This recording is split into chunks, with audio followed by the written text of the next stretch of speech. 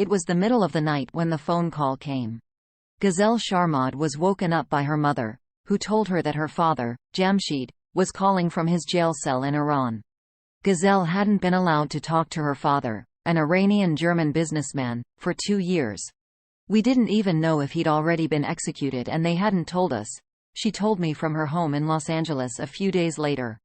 Iran sentenced Jamshid Sharmahd to death last February for so-called corruption on earth, a vague catch-all term the Iranian regime uses for any expression of opposition. Amnesty International condemned his trial as a sham. His daughter was overjoyed to talk to her dad again, but she is tormented by the fear that this phone call was allowed in order for her to say goodbye before his execution. For almost 3 years the 68-year-old has been in solitary confinement in an Iranian jail, cut off from the world. During the 1-hour phone conversation, his daughter suddenly realized he hadn't even been told about his death sentence. Earlier this month, Ghazal Sharmahd launched a criminal complaint here in Germany, calling on German state prosecutors to investigate 8 high-ranking members of the Iranian judiciary and intelligence service for crimes against humanity, because of the way her father has been treated. Her father has lost his teeth either through malnutrition or violence, so he can't eat. He can't walk or talk properly because he suffers from Parkinson's and is not being given his correct medication.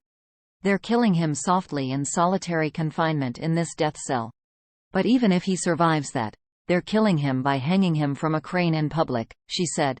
They want a public execution for my dad, to send out this message of terror. That anybody who speaks out against the regime, we can do this to you. Look at this person that's hanging there. Jamshid Sharmahd was born in Iran, grew up in Germany and has dual nationality. He worked as an engineer for Siemens before setting up his own tech business in the US in the early 2000s. It was only when he became the target of an Iranian hacking attack that he started publicly voicing his opposition to the Iranian government. Then, 3 years ago, while on a layover in Dubai during a business trip, he was abducted and taken to an Iranian jail. The list of accusations became endless, from spying for the Americans, the British and the Germans to numerous supposed terror attacks. German and EU politicians say the charges are bogus. Even in Iran, you can't sentence someone for terrorism without proof, said Ghazal Sharmahd, which is why the death sentence is for corruption on earth. Ghazal, who grew up in Germany and is now an intensive care nurse in the US, has long campaigned for her father's release, but says she got little support from the German government. That is why she launched her criminal complaint, using the principle of universal jurisdiction to target senior officials in Iran's judiciary and intelligence. This enables crimes against humanity or war crimes to be prosecuted anywhere in the world, regardless of where the crimes were committed. Ghazal Sharmahd's German lawyer, Patrick Croker of the European Centre for Constitutional and Human Rights, used this principle last year to prosecute a former official of Syrian President Bashar al-Assad for torture and murder committed in Syria. He was sentenced to life imprisonment in Germany. Mr. Croker believes such cases can act as a deterrent and prevent human rights abuses because perpetrators can't be sure they won't be arrested as soon as they travel. High-level government officials are used to having a lifestyle that enables them to visit the niece who's studying in Paris, or go skiing in Sweden. And this is not possible anymore, at least they cannot be secure of that, he said. But it's not clear how the Iranian authorities will respond, and Ghazal Sharmahd still fears that her father could be executed at any minute. Germany has the largest Iranian diaspora in Europe.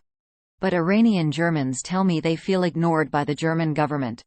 At a protest at Berlin's Brandenburg Gate, I met Alina, an Iranian German, who was impressed by Ghazal Sharmahd's dedication to free her father.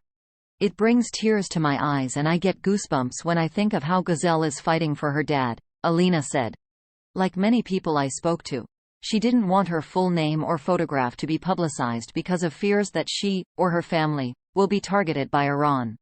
But she was outraged by what she regarded as a lack of political support for Jamshid Sharmahd, and that has left her feeling vulnerable too.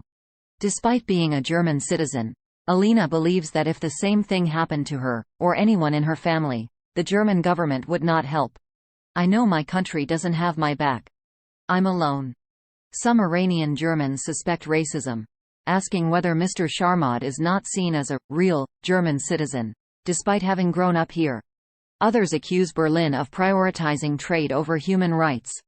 I put those allegations to the German Foreign Office, which replied that Foreign Minister Annalena Baerbock had repeatedly stated that the death sentence was absolutely unacceptable. The German government sees the death sentence as a massive violation of the rights of a German citizen, the statement said. It also pointed out that Iran views Mr. Sharmahd exclusively as an Iranian citizen, and refuses Germany diplomatic access. We continue to advocate for Mr. Sharmahd with the utmost effort at a high level, through all available channels and at every opportunity. Carrying out the death sentence would have serious consequences. But the Iranian-German community remains frustrated. Many feel threatened and persecuted by Iran.